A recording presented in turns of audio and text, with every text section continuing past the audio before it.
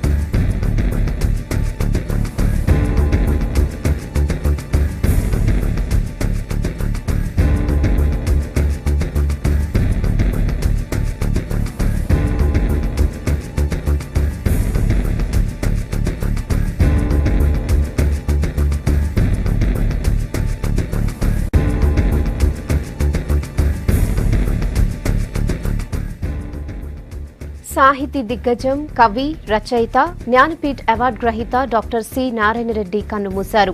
కొద్ది కాలంగా అనారోగ్యంతో బాధపడిన ఆయన కొద్దిసేపటి క్రితం హైదరాబాద్ కేర్ హాస్పిటల్లో చనిపోయారు. 1931 జూలై 29న కరీంనగర్ జిల్లా హన్మాజీపేటలో పుట్టారు సింగిరెడ్డి నారాయణ రెడ్డి. తెలుగు సాహితీ రంగంలో ఎన్నో రచనలు, కవితలు, కథలు రాశారు సినారే. ఎన్నో వందల సినీ పాటలు సినారే కలం నుంచి జాలువారాయి. విశ్వంభర కావ్యానికి సినారేకు జ్ఞానపీఠ అవార్డు కూడా వరించింది.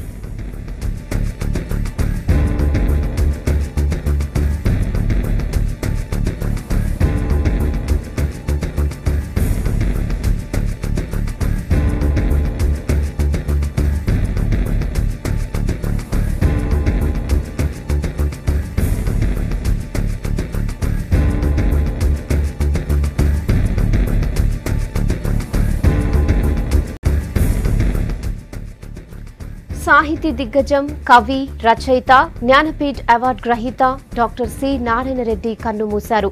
కొద్ది కాలంగా అనారోగ్యంతో బాధపడిన ఆయన కొద్దిసేపటి క్రితం హైదరాబాద్ కేర్ హాస్పిటల్లో చనిపోయారు.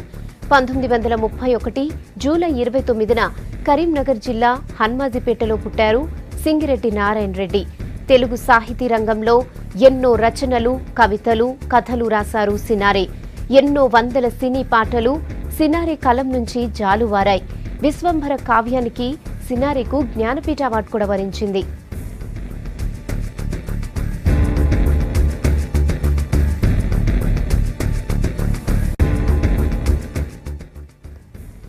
దీనిపై మరిన్ని డీటెయిల్స్ బుచ్చన్న అందిస్తారు. బుచ్చన్న,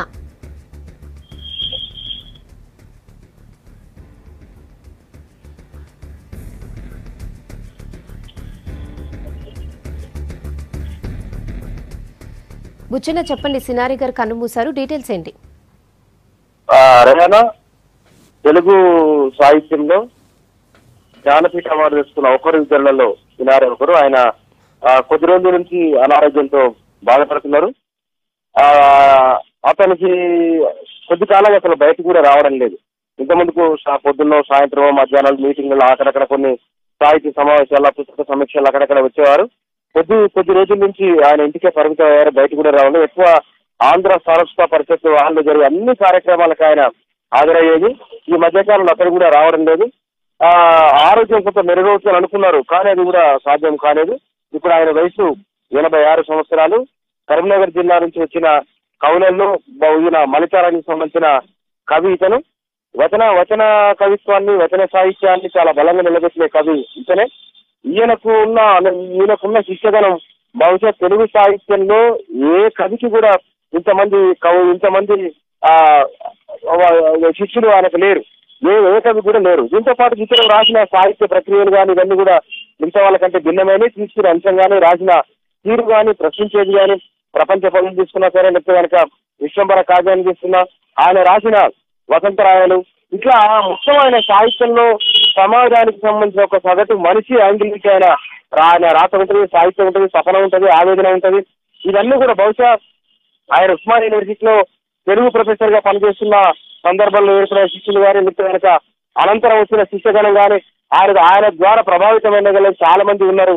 ఇది ఖచ్చితంగా అంటే ఒక వైపున సినిమా రచయితగా, రెండో వైపున టీచర్ గా ఈ రెండు రకాల పాత్రలు ఆయన ఉన్నాయి. 1950 ముందు నుంచి ఆయన సినిమాకు సంబంధించిన పాటలు రాస్తున్నారు. ఎన్నో అంటే జనాదరణ పొందిన పాటలు, కొన్ని వందల పాటలు ఉన్నాయని. కవిత్వంలో ఎట్లయితే పేరుందలకు సినిమా పాట రచయిత కూడా అంతే పేరుంది. ఒకనొక సందర్భంలో సినారేతో పాట రాయించుకోవడం అంటేనే చాలా గొప్ప విషయం. ఆయన పాట ఉండడమే ఆ సినిమాకు ఒక అసర్ట్ అనేది ఉన్నది. మొన్న వచ్చిన ఒసే రామలమ్మ సినిమాలో కూడా ఆయన రాసిన పాటనే మొత్తం సినిమాకి హైలైట్ అయింది. అంటే సాహిత్య ప్రక్రియను తీసుకోవడంలో సాహిత్యాన్ని వర్ణించే తీరు కానీ చెప్పే తీరు కానీ చాలా అద్భుతంగా ఉంటుంది. ఇది ఖచ్చితంగా తెలంగాణ నుంచి వచ్చిన ఒక కవి, తెలంగాణ నుంచి వచ్చిన ఒక సినీ రచయిత, తెలంగాణ నుంచి ఎక్కువ మంది శిష్యులున్న రచయిత, కవి. ఇతను జ్ఞానపీఠ అవార్డు పొందిన కవి కూడా సి నారాయణ రెడ్డి. ఇది అంటే అతను దూరం కావడం పట్ల ఆయన శిష్యులు అదేవిధంగా కుటుంబ సభ్యులు తీవ్రమైన ఆవేదనలో ఉన్నారు. ఓకే బుచ్చన్న.